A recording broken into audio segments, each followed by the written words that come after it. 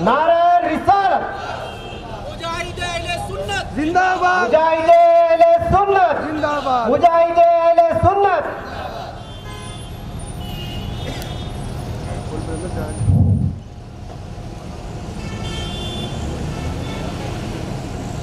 अस्सलाम वालेकुम रहमतुल्लाहि व बरकातहू। हज़रात, वक्त बहुत कम है, लेकिन फिर भी मैं अपनी बात इतने कम वक्त में रखने की कोशिश करूँगा।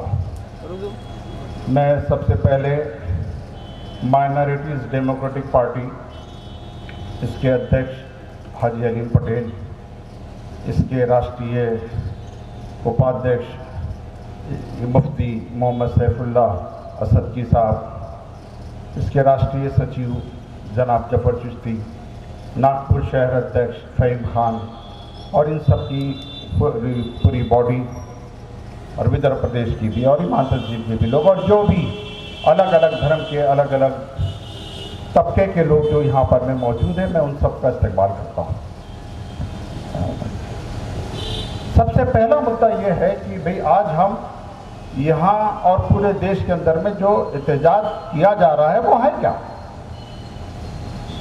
CAA के ऊपर में हम क्यों एहतजाज कर रहे हैं? एक तरफ अमित शाह संसद में ये कहता है कि भाई CAA से किसी मुस्लिम को कोई भी परेशानी नहीं है, यहाँ के मुसलमानों को इससे कोई लेन देन नहीं है। ये देखने को तो बिल्कुल सही लगता है कि यहाँ के मुसलमानों को इससे कोई लेन देन नहीं है, लेकिन क्या वाकई इस कानून का जितना विरोध हो रहा है, हर समाज का आदमी कर रहा है, क्या इससे किसी को कोई तकलीफ नहीं है? क्या ये कानून सिर्फ 6 धर्म के लोग जो पाकिस्तान, अफगानिस्तान और बांग्लादेश से आए हैं उनको नागरिकता देने के लिए है? तो मैं पूछना चाहता हूं इस गुजराती अमित शाह से और गुजराती ही मूल के प्रधानमंत्री नरेंद्र मोदी से, क्या भारत में इसके पहले कानून नहीं था कि यहाँ पर में बांग्लादेश और पाकिस्तान और अफगानिस्तान से या किसी और देश से भी आए हुए ये 6 धर्मों के लोगों को नागरिकता नहीं दी जा सकती थी? क्या आजादी के बाद से किसी भी हिंदू, जैन, ईसाई, पारसी, सिख, बौद्ध, इनको क्या नागरिकता नहीं दी गई? क्या हमारे पास कानून नहीं था? हमारे पास कानून था।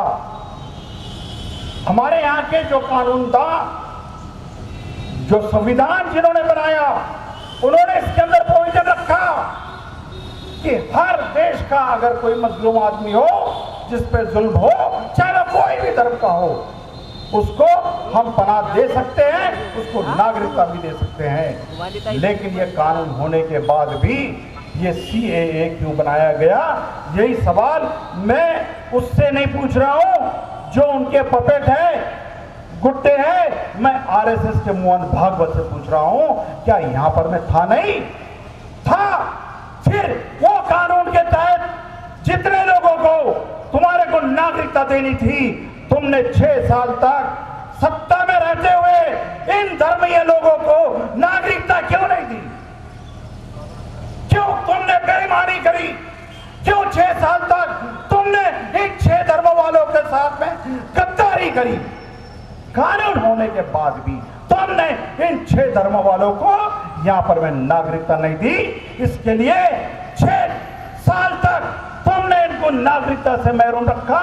इसलिए मैं तुम्हारी इस मानसिकता के ऊपर में थूकता हूं, तुम्हारे ही नहीं RSS की भी मानसिकता के ऊपर मैं थूकता हूं, क्योंकि तुमने यहाँ के इन धर्मियों को कभी नागरिकता देने का विचार ही नहीं किया। तुमने ये कानून जो लाया है, ये कानून इसलिए लाया है कि तुम फंस चुके हो। तुम आसाम की NRC में फंस चुके हो। ये तुम्हारा ये पिल्लू था और तुम्हारा ये पिल्लू, इस NRC के पिल्लू को अगर किसी ने परवान चढ़ाया तो वो आसाम के अंदर में कांग्रेस पार्टी थी।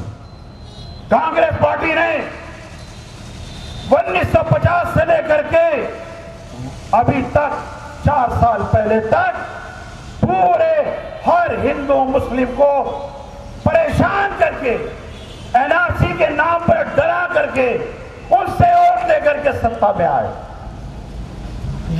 ये तो कर ही रही थी कांग्रेस, लेकिन कांग्रेस की जो दल्ली पार्टी थी, जो कांग्रेस को मुसलमानों के वोट दिलाती थी, वो है जमीयत उलमाए हिंद, मदरसा दारुल उलूम देवबंद, जो ठेकेदारी लेती है कांग्रेस पार्टी के पैसे हमारे इमामों को पहुंचा करके वोट दिलाने का।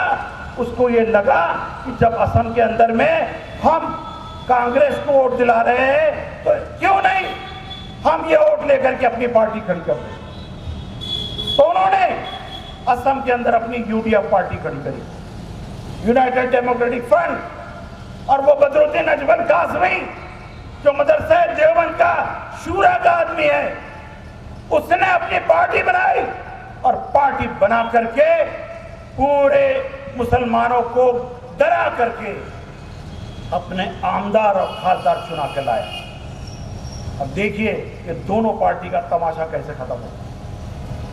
बदकिस्मती से पिछले चुनाव में कांग्रेस भी चुनाव हार गई और सत्ता में बीजेपी आ गई।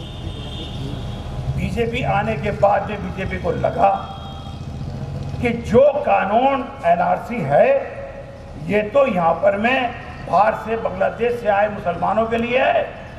ये एनआरसी लगाने से यहाँ के मुसलमान बाहर हो जाएंगे और बाहर हो जाने से ये होगा, एक तो हम दहशत में भी ला देंगे और उसके बाद में इनका वोटिंग भी ले लेंगे। लेकिन नियति को कुछ और ही बना।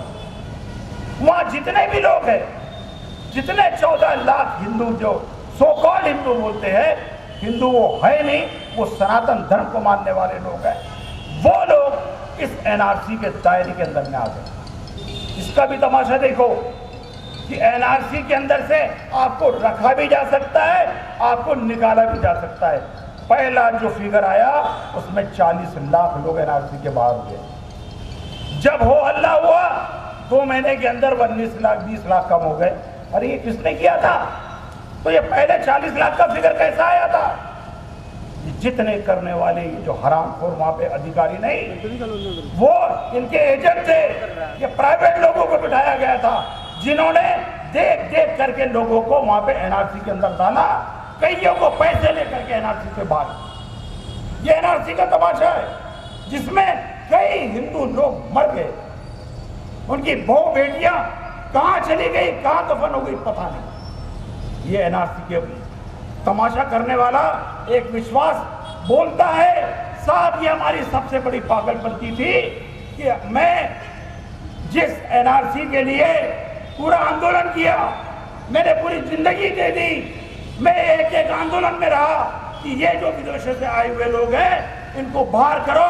जब एनआरसी के अंदर में आज मैं देख रहा हूं तो मेरे ही रिश्तेदार एनआरसी के अंदर में फंस गए, मेरे ही लोग, और मैं इनको बचा नहीं रहा हूं। इन्होंने अपनी पूरी प्रॉपर्टियां बेच दी, पूरे गहने बेच दिए, 300 400 किलोमीटर जा करके उनको कागजात बनाना पड़ रहा है। जिस जगह पे वो ब्रह्मपुत्रा में रहते थे आज उस ब्रह्मपुत्रा के गांव बह गए, उनका कोई रिकॉर्ड नहीं।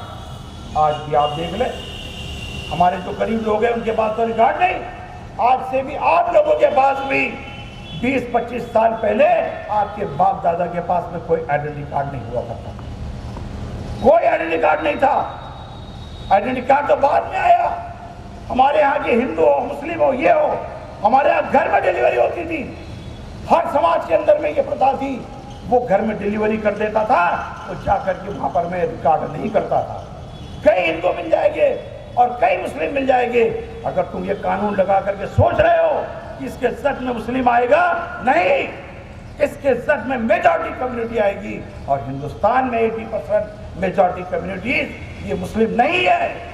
और इसके अंदर भी दलित, आदिवासी, ये ऐसे लोग हैं जिनके पास में आज भी कोई डॉक्यूमेंट तक नहीं है।